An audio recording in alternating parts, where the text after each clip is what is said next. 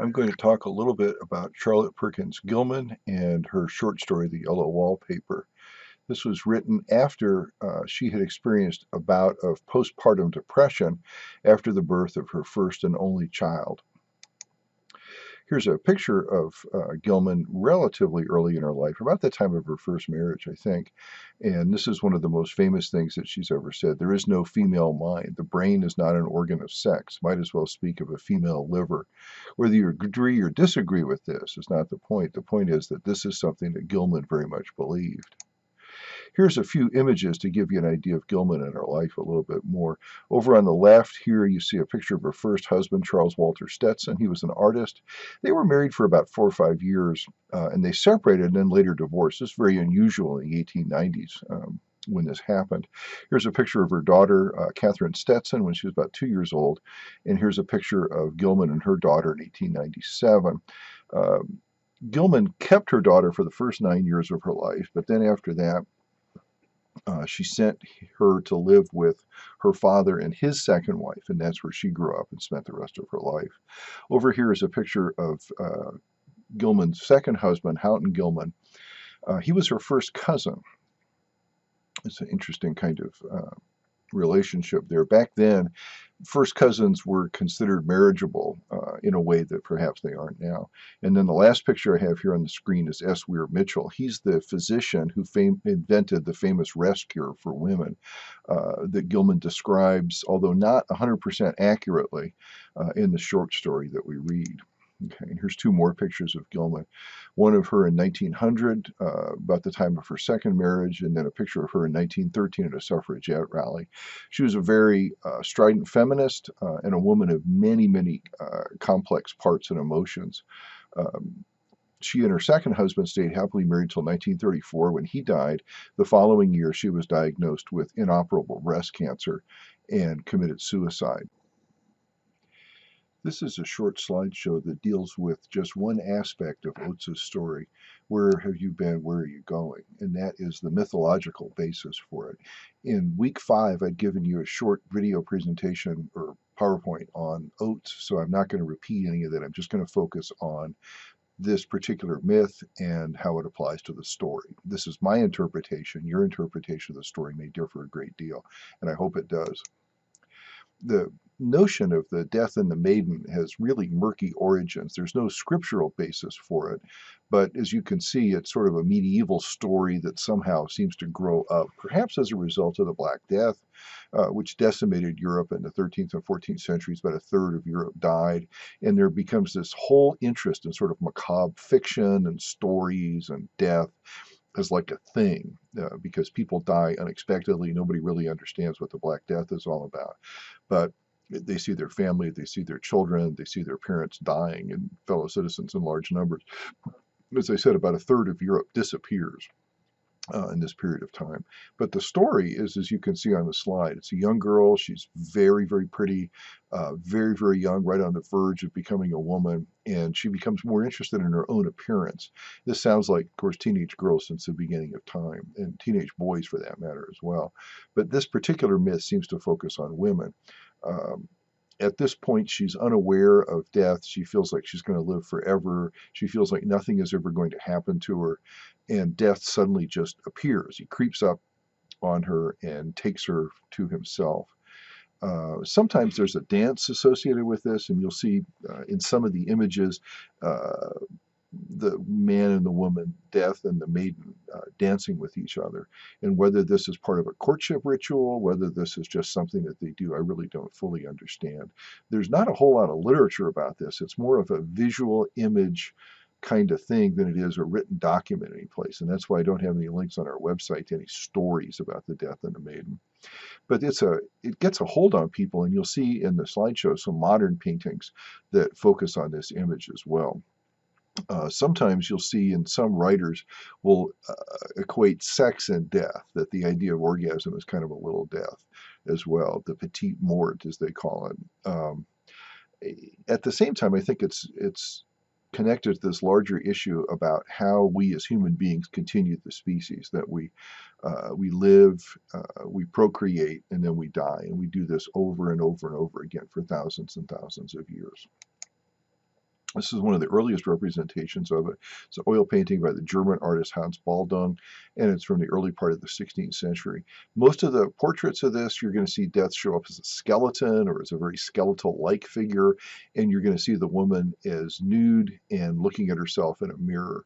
The female form was considered to have kind of perfect proportions back in the 14th, 15th, 16th centuries, and so you tend to see a lot of naked women in these pictures. It's not because these guys were prurient or they considered these pornographic, but they considered the female form and indeed the male form, if you look at like Michelangelo's David, to be images of perfection, particularly in the 16th and 17th centuries. As the Renaissance takes hold in more and more parts of Europe, you begin to see more and more realistic representations of the human form, and usually naked. Another aspect of this, I think, that's important to remember is that clothes were considered something that could disguise reality, could disguise truth. And so a more truthful, a more honest figure would normally be shown in the nude. Even the male figure over here on the right-hand side of this image, this guy who looks like, what? You're taking my girlfriend? What? Is an idealized, mostly nude male figure.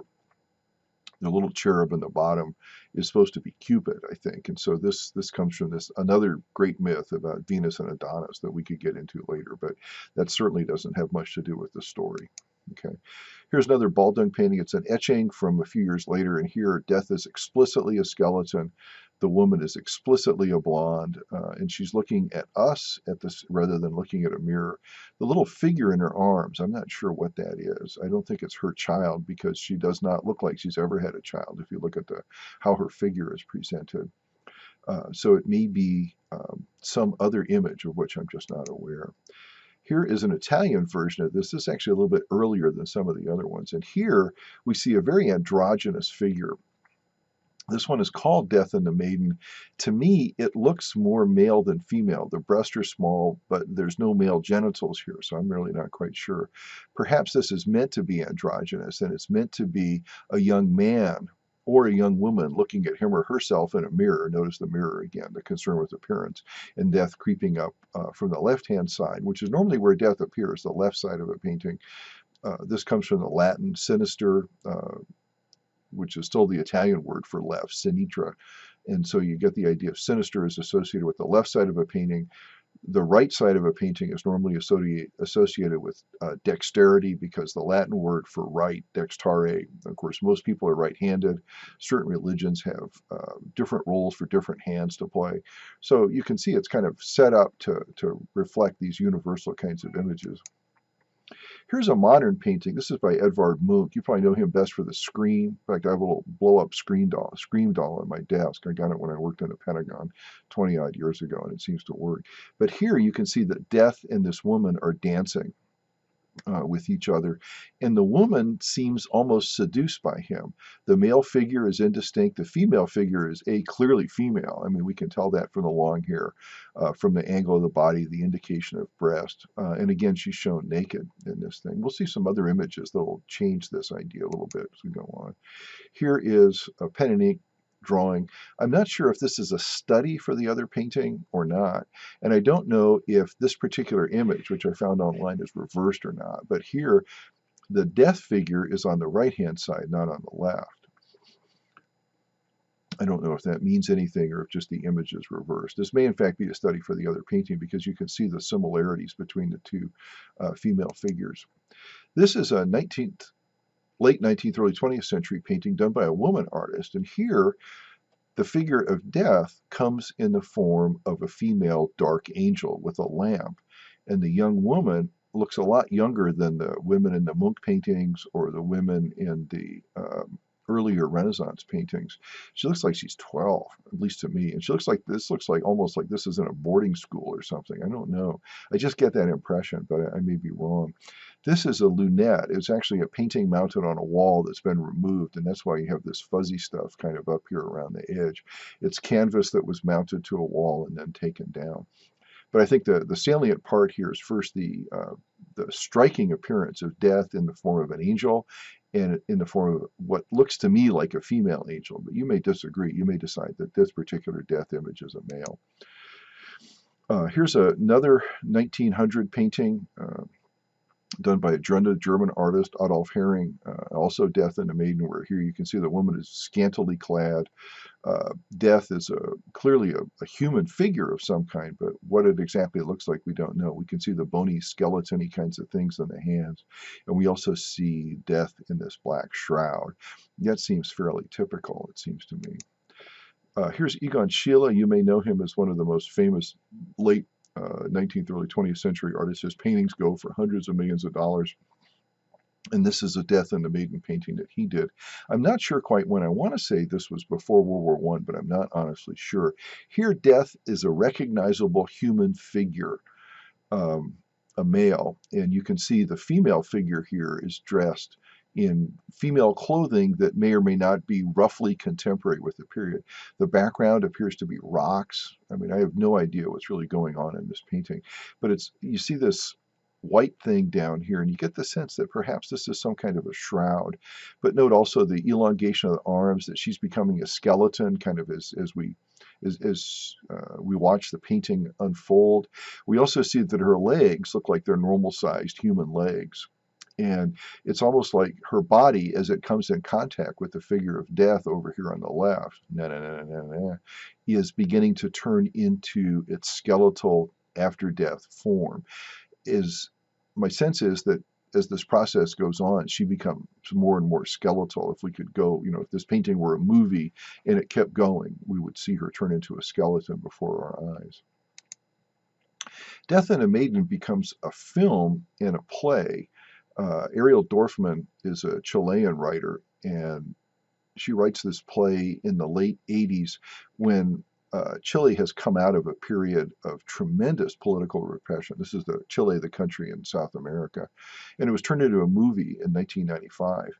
And it's the idea of a woman who's taken prisoner earlier in her life and then is returned to her husband. And then her husband brings home years later the man who tortured her. And so the film is kind of the story of how these two interact with each other. It's a sad, odd film, worth watching if you can find it. I won't spoil it for you. Here's a couple of photographs. The first one here is of the kind of the model for Arnold Friend. This is Charles Schmid, and as you know from the notes in the story in our textbook, Joyce Carol Oates read a Life magazine article in 1966 that talked about the 1965 murders that this man, Charles Schmid, committed in Tucson. Here he's being arrested, and you notice a couple of Arnold Friendly-like things about him. One, he's relatively short, as you can see, and two, he's got these boots on him. If you remember in the story, there's a number of references to his boots and the odd shape they are and the odd way that Arnold Friend carries himself. Schmid was, I think, 5'1", 5'2", and he stuffed his boots with like crushed up cans and newspaper and stuff in order to make himself look taller. He murdered 3 women, all in Tucson, all within a year or so, and was arrested because people recognized him or recognized the women that he had hung out with in this period of time. And what I didn't know until I was researching this slideshow is that he went to prison in 1965 and then was murdered in prison in 1975. We only have the story in Life magazine to kind of record this. Here's my last slide, and this is a picture of Laura Dern, who was the Connie figure in the 1985 film adaptation of the story. It's not exactly the same. It's much longer. It's much more complex. It's also, in its own way, a little bit more realistic, I think, than the story is. The story veers into myth pretty quickly. The movie stays pretty well grounded to real human beings interacting with each other. But perhaps this will give you an idea of what Connie might have looked like.